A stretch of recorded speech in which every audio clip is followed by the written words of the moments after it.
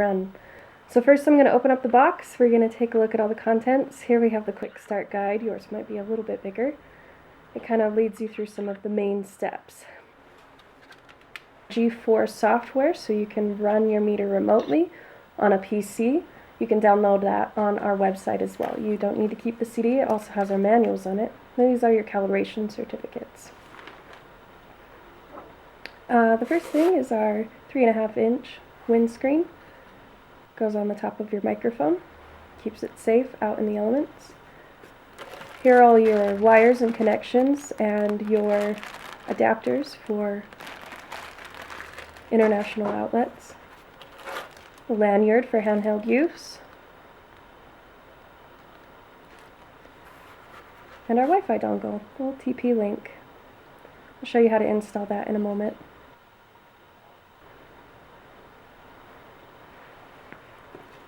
Now here's our preamplifier, our pre-RM 831.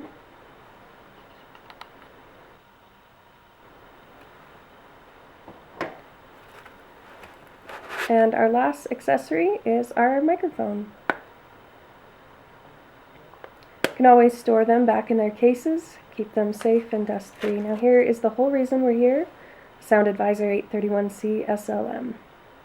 It's got the blue grips, it's got blue feet. And here's the back with all of your information. Now your batteries will be separate in the box, but they will be fully charged and ready to install. They are nickel metal hydride batteries, and your meter is all set to charge them once your meter is installed to an external battery source. Okay, so let's do our connections first. I'm going to set some things to the side so we'll have everything all ready. Let's do our preamplifier and our microphone. Our preamplifier is this longer one. We're going to remove it from the case, and we'll also get our microphone out of the case, all ready to go. Now you need to be gentle with these, not too gentle, but definitely don't be aggressive. Let's take off the rubber cap. You'll see that's the top of our preamplifier. And then the microphone, the bottom of the microphone, goes on the top of the preamplifier. Now don't put them directly on. Set it to the side and bend it down so you don't end up damaging anything. And then you twist it together and put your fingers on the two lines on the microphone that were etched in, kind of show you where to pull it, where to twist it, so you don't end up twisting the grid cap off. The grid cap is on the other side over here, right there. Don't unscrew that. So there's a vertical line etched onto the bottom of our preamplifier, and it shows where to align with the arrow on our 831C. You just push the two together. You might hear a small click if it's quiet where you are. Here's our Wi-Fi dongle. We'll turn it where it kind of appears upside down, and then you'll install it right here on our USB auxiliary port. You can also put a hub in there and attach all sorts of USB accessories. Here's our mini USB cord. We're going to install this. This will be a good way to install it, to connect it to a PC or to connect it to an external power source.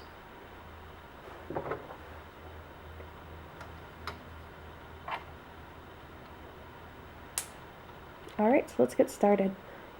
We're going to press the on-off button. If you noticed, it was already lit because we were connected to a power source. It was showing that it was being charged. Our startup screen takes about 1 full minute. Our stop store button is lit to show that a measurement is not currently running.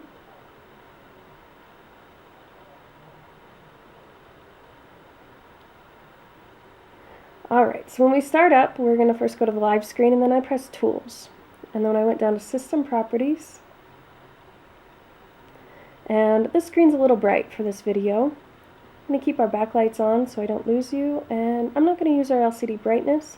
I'm going to go over one page using the top right soft key. And first I'm going to change out the AC output. I had that on earlier. And I'm going to go down to color theme. Here is the dark color theme, much better. a little nicer on the eyes. You go to dark 1, light 1, dark 2, or light 2, but I'm going to go back over to dark. I like the way that looks. And while we're here, I'm going to move over to locale.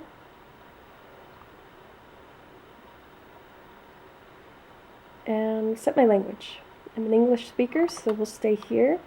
And I want to change my date format to be day, month, year. So I'm going to use the arrow keys, the bottom one. We'll move our cursor down. And there we go. I'm going to close, and it's going to ask to save our changes, and yes. So we're going to do our calibration next. Go to Tools and Calibrate. For the drop-down menu, I'm going to choose my Cal 250 because that's the calibrator that I'm using. Here it is. I'm going to press the button and put it on top of the microphone. It'll fit snugly because there's an O-ring in there. I'm going to move my cursor down to Do Calibration and press Enter. I'm going to reset the filters for a minute here.